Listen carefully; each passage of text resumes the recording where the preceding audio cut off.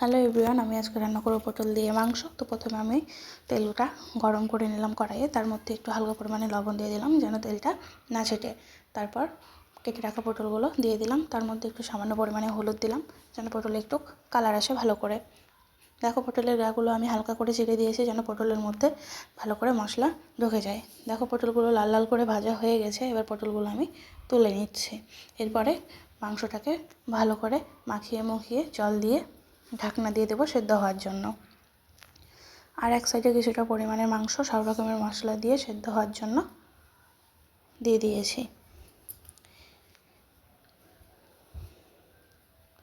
ওইদিকে মাংসের জলটা কমে আসলে, যখন মাংস থেকে তেল ছেড়ে দেবে তখন মাংসটাকে ভালো করে কষিয়ে নেব। মাংসটা কষানো হয়ে গেলে ভেজে রাখা পটলগুলো দিয়ে দেবো, তারপরে আরও ভালো করে কষিয়ে নেব। তারপরে যেরকম পরিমাণে জল দেওয়া প্রয়োজন সেটা দিয়ে একটু ফুটিয়ে নেব। দেখো আমার মাংস রেডি। টাটা।